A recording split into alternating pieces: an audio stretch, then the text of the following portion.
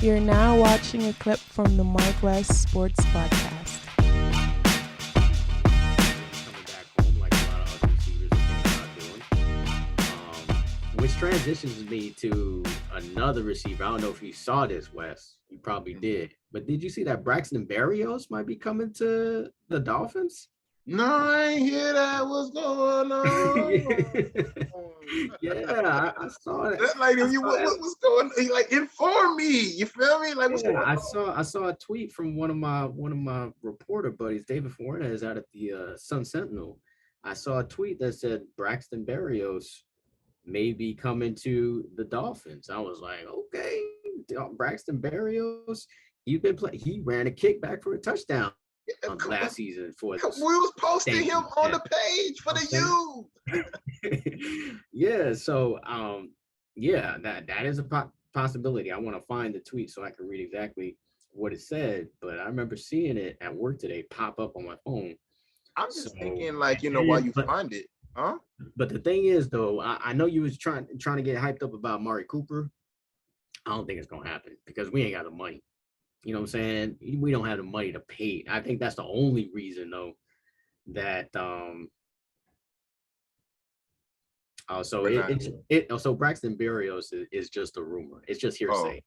It's not official. Look, it seemed like all the rumors when it comes to Miami is true. There was rumors about Tom Brady being over here. It was true. There was rumors about Sean Payton possibly being here. It's true. It was rumors about Jim Harbaugh possibly being here. True, 2 times. I mean, so like, if there's some type of smoke when you got to Dolphin Stadium or Stephen Ross or anything that have to do with this organization, I think it's true because like we can't hold no damn water. You feel what I'm saying?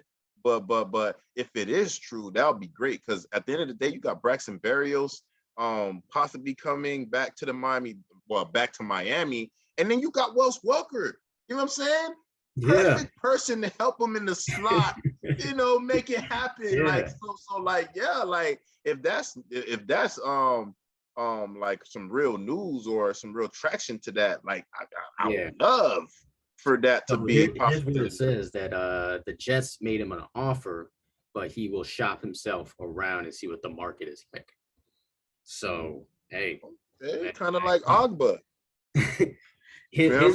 Yeah, man. So I mean, Berrios' best moments was in this stadium that's behind me right now, Hard Rock Stadium.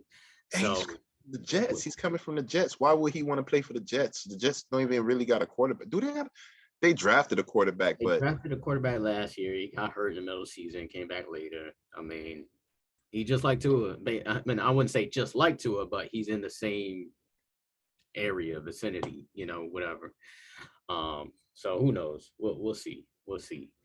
The other thing I wanted to talk about was something with the Dolphins, man.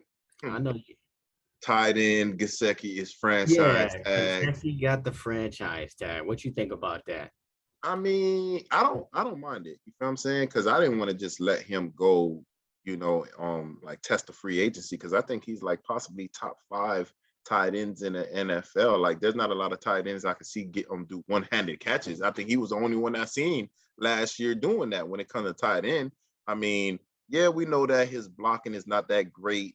But I think when you got Daniels, this new head coach, from what I'm understanding, he put his players in the best position to succeed. So I want to see him in that offense for a year. If it don't work, then we could go ahead and move on from him. If not, then we could my bad. If it don't work out, then we could move on from him. If it does work out, well, then we could go ahead and keep him. I mean, I don't see anything wrong with I just felt some type of way that you had to even bring it this far because I could have sworn in the podcast we've been saying like, damn, they should sign him early and not have to even deal with this bullshit right now that they're gonna have to deal with. I mean, top 5 tight ends in the NFL, what you gonna be averaging like 11 million, 12 million a year? Like you could have probably signed them earlier and got them for 8. So the Dolphins, I've been seeing them paying their guys, and people that work for it. You seen X-Man, he got paid. Of course, we seen last year. He was a little disgruntled, but they held it down. And from what I'm hearing, that they're restructuring his contract or giving him a new contract right now. And if we could keep him, it's all good. I also seen a tweet with Byron Jones saying that he had a surgery that was successful. I'm like, damn, I didn't even know you was injured. You know what I'm saying? But a lot of individuals like saying that there's somebody named JC something Jackson or something, a cornerback or whatever, that we should go ahead and grab. I don't know. That's all I do know. In that regard, I really didn't jump into the article like that, because it was in the Sun Sentinel, Omar Kelly, and I ain't pay my fee, so I ain't get to go ahead and be able to read the whole article. I just was able to read the little beginning or the headers. But yeah. What else you had on the Dolphins? Or you had anything to say about the tight end? But we'll get sick. Well, yeah, I mean, yeah, I just want to say that it's a smart move for the Dolphins, because, like you said, you could argue he's a top 5 tight end, and tight end is one of them positions where you just don't have a lot of great players anymore. It's not like back in the day when you had the Shannon Sharps and Tony Gonzalez's, and it just kind of went down the line. To me, I can name Travis Kelce, Mark Andrews, the one from Baltimore. After that is pretty much there's not a lot of other great tight ends. Gronk is, I don't even know how he even played last year. He was on his last leg.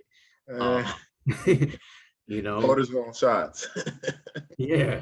I mean, there's just not a lot of great tight ends. And when you already have a good one, which Wes alluded to, making one-handed catches, and you got still a young quarterback, who young quarterbacks usually rely on tight ends to kind of bail them out of situations. And he's someone who could stretch the field. Now, he can't block. He's not a blocking tight end, like, at all. Like, it's kind of embarrassing. Like, if you ever just watched him try to block, he's just not very good at it. But he's that player that can act as a decoy, like he's going to block, and then next thing you know, he's 40 yards down the field catching a touchdown, which is a great wrinkle to have in an offense.